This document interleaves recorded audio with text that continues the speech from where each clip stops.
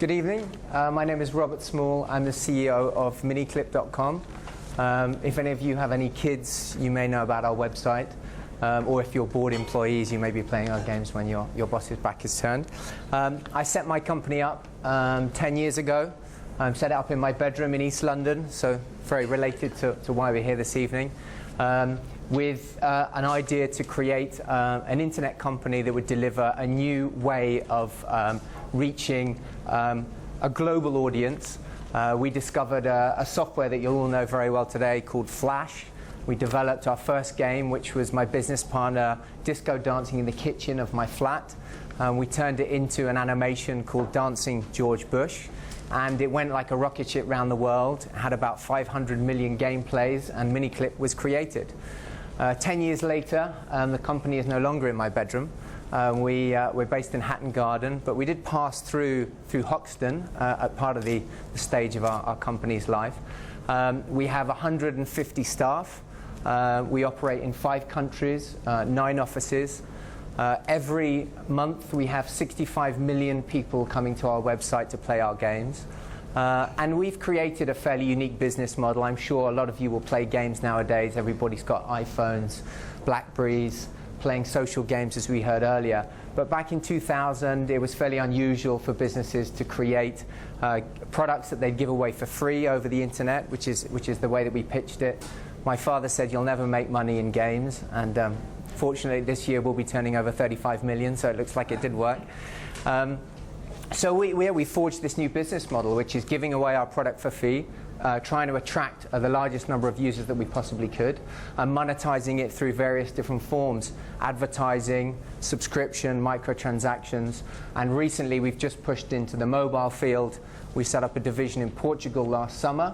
And this week we're celebrating our 50 millionth download on iPhone, which we're very pleased about, and we're hot on the tails of Angry Birds and Fruit Ninja and all the other games that you'll all know well. So I think that one of the reasons I thought it'd be interesting to come along this evening is that, as I said, we did spend part of our time in our company based in Hoxton, and back then in 2003, when we started our office there, we didn't really know about fantastic events like this evening, and a lot of the businesses were not really based there back then. Alex and I, my colleague, just went for a night out in Hoxton, thought this is quite a nice place to have a beer. Seems like a sensible place to start the business. So we had an office there, but we did find over the years that we spent there was a really good group of young businesses, entrepreneurs like myself, who were looking to expand aggressively, and we really found it was a very fertile place to run the business. And even now, many years later, we do spend a lot of time working with businesses in that area. It's a bit of a hatchery for a lot of the iPhone development businesses that are starting up now, some of the social games companies that we heard about earlier. In terms of some of the pitches we've heard about tonight, I wish some of these services were around when I started out. Certainly the co-location business that we heard about earlier is something that would have been useful to us. The social games company, I think, is something that would be an interesting business for us to talk to and perhaps cooperate with. So some very interesting pitches and interesting businesses, and it's exciting to see that part of London really, coming to a kind of new wave, and exciting for us to have been a part of that. I spent my time at university playing computer games and not studying for my degree. And I realize now, obviously, that was very relative to what I was going to do for the rest of my career. But I felt very strongly that people's lives were getting busier, that they'd be looking to the internet to find a quick fix, a quick entertainment fix.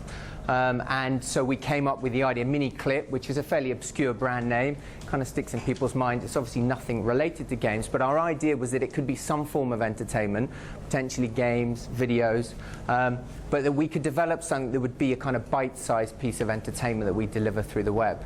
And so that was our initial idea, and it developed from what was this first Dancing George Bush animation into a catalogue of 650 games now that are localized in 17 languages. And we have users in every single country in the world and the remotest islands you could imagine. So it's quite a buzz. I think the biggest risk for me was that It was an unproven business model. The industry was still a business that was about building boxed console games and selling them for £40 a pop.